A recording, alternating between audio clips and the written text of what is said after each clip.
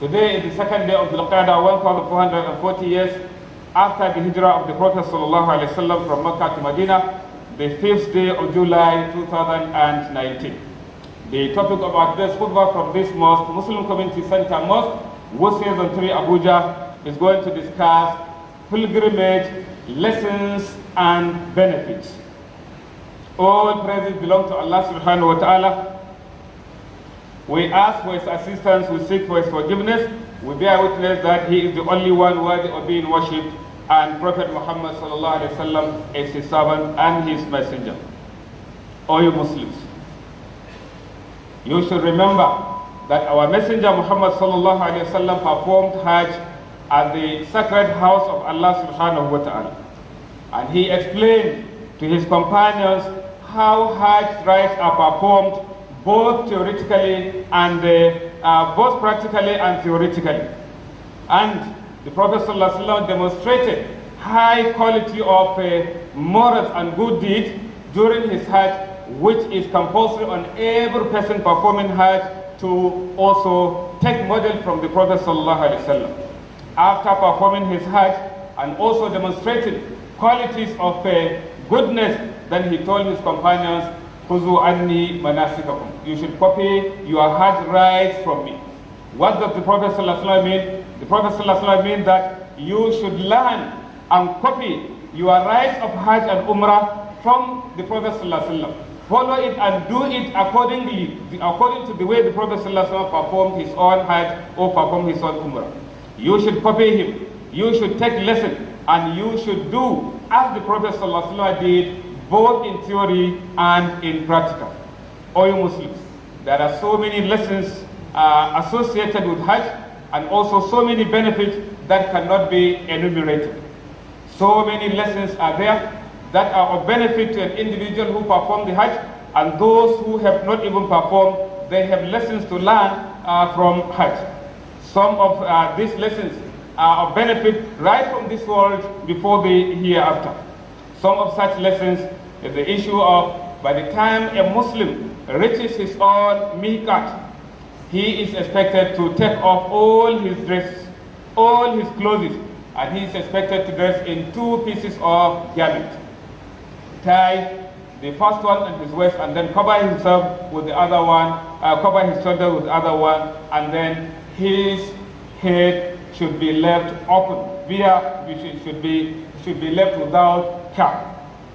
So, by dressing in this type of clothes, it makes all pilgrims equal, both the rich and the poor, the leaders and the laity, and this reminds them of their equality before Allah subhanahu wa ta'ala, that when they die, each of them is going to be put in that shroud, and then he will be buried in his grave.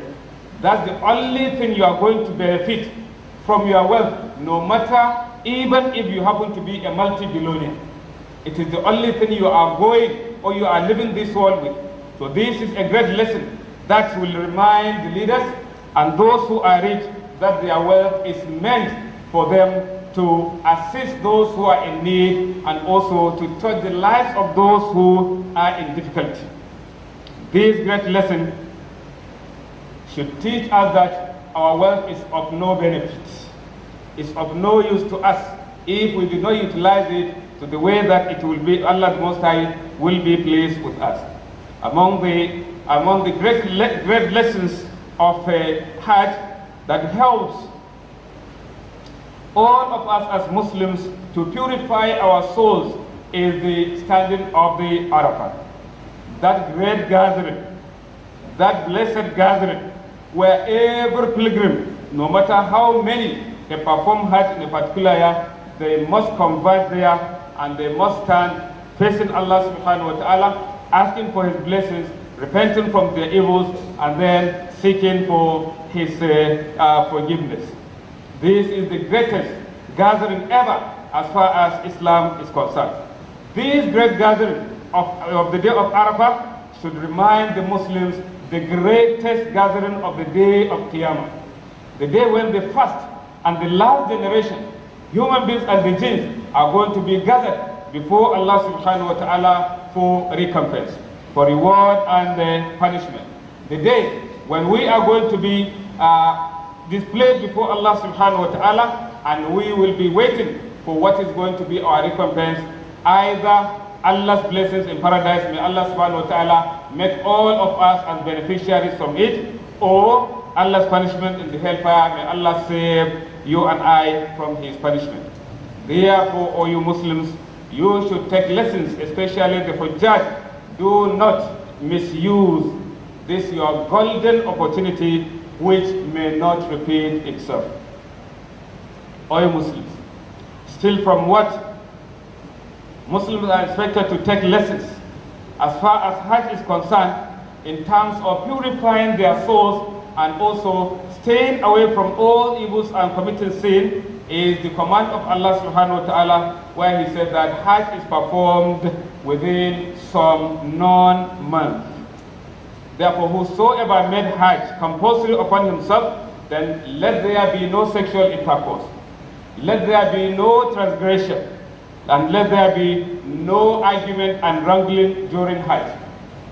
A great scholar of Islam, Imam Sa'di, in his tafsir for the ayah, he said that it is compulsory on every pilgrim to honor the ihram he has taken for Hajj, especially that he has taken it in the month of Hajj.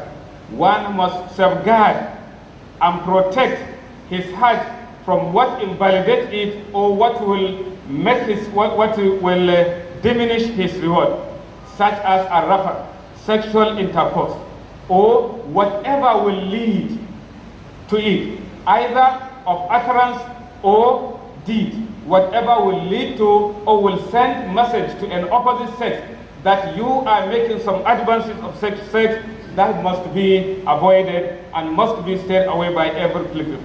So also, all pilgrims must shun at fusuq, which means every form of sin being committed by Muslims, such as staying away from violating the mahdurat, the prohibitions of ihram, staying away from arguments, staying away from fighting, and so that one will behave well and present himself so humble, someone who have soft heart before Allah subhanahu wa ta'ala. This is the greatest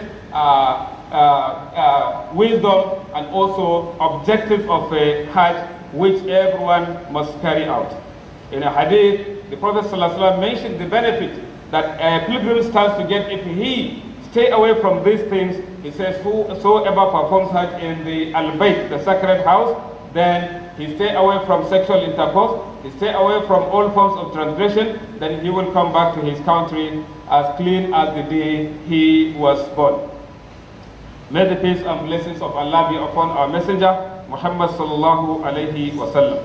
O you Muslims, another lesson that we should take as far as Hajj is concerned, it trains one for his tongue to be so soft and to be getting closer to Allah subhanahu wa ta'ala through dhikr. Therefore, dhikr is the main objective why all acts of worship have been made obligatory on us. The Prophet sallallahu alaihi wasallam mentioned that Allah subhanahu wa ta'ala did not ask us to perform tawaf, did not ask us to perform sa'i, did not ask us to perform stoning from Jamrat, except for the establishment of the remembrance of Allah the Most High.